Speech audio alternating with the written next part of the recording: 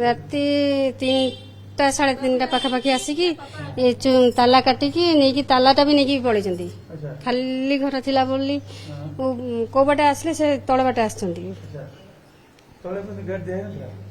ଦିଆ ହେଇଥିଲା, ଦିଆ ହେଲା ପରେ ବି ସେମାନେ ଆସିଛନ୍ତି। ଆଜ୍ଞା ସକାଳୁ ଯେତେବେଳେ ଝିଅ ଗଲା ଛାତ ଉପରକୁ କହିନି ମା ନେଇଯାନ୍ତି କପଡ଼ାଟା ଶୁଖେଇ ଦେଇ ଆସିବୁ, କହିଲା ଯାଇକି ଦେଖିଲା କବାଟ ଖୋଲା ଥିଲା।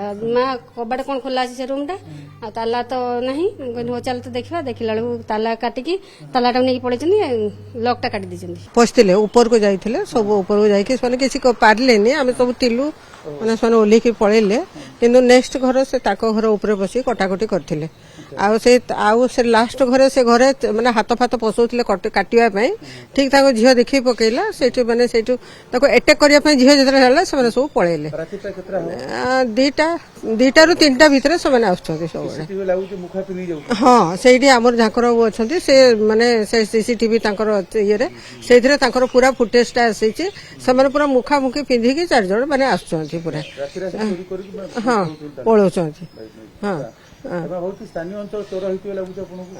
ହଁ ହେଇପାରେ, ମୁଖା ପିନ୍ଧିଛନ୍ତି ଜଣା ପଡୁନି କିଛି, ମାନେ କଣ ହେଇଛି କିଛି ଜାଣିନି।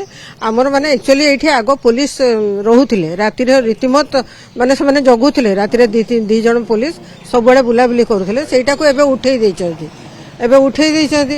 ସେମାନେ ସେଇଟାକୁ ଆମେ କହୁଛୁ ଯେ ପୋଲିସ ଟିକେ ପ୍ରୋଟେକ୍ସନ ଦିଆଯାଉ, ରାତିରେ ମାନେ ଅନ୍ତତଃ ସେମାନେ ବୁଲାବୁଲି କରି ଦେଖିବେ, ମାନେ ଏଇଠି ରହିବେ। ସେ ପୋଷ୍ଟଟା ନିହାତି ଆମର ମାନେ ସେଫ୍ଟି ପାଇଁ ଆମର ନିହାତି ଦରକାର ସେଇଟା।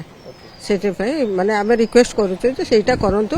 ଆଉ ମାନେ ଆମର ସେଫ୍ଟି ଦୃଷ୍ଟିରୁ ଟିକେ ମାନେ ଟିକେ ଆଲର୍ଟ ରହିବା ପୋଲିସ ନିହାତି ଦରକାର ସେଇଟା ପାଇଁ ଆମେ କହୁଛୁ। ସେଇ ଆମର ଘରକେ ଗଲେ ବାରଣ୍ଡା ଆମେ ବାବୁ ନାଇଁ ଶୋଇଥାଏ, ଆଉ ଲାଇଟ୍ ମାରିଲେ ସେ ପୁରା ଝରକା ଭିତରକେ ଢୁକେଇ କରି ଲାଇଟ୍ ମାରିଲେ। ଆଉ ତାରୁ আমার বাবু তার বাপাকে ডাকলা, ভাই তার বাপার লাইট মারুছেন কাম বলি। তারপরে তার বাপা বলল কি নাই বাবু মুই কিছু না অছে বললি। তার বাবু তো হেস ছলা বেলা রলা বুই বেলাকে র র র নাই কলে কলে হাতটা কাটি জমা হাতার বেলা পহেলা মরছি হেনতা হাতটা কাটমা কলে কলে থাকবে সে শুনতে ভাবি বেলা আমার বাবু কহেলা হেনতা বেলা হেডসলা বেলা দৌড়ি দৌড়ি পলালে ফের ইনে কেন রহিগলি। ফের রহিগলে আর টিকে গলা কি পলালে পলে নাই গো মুহ খাপিছিলে।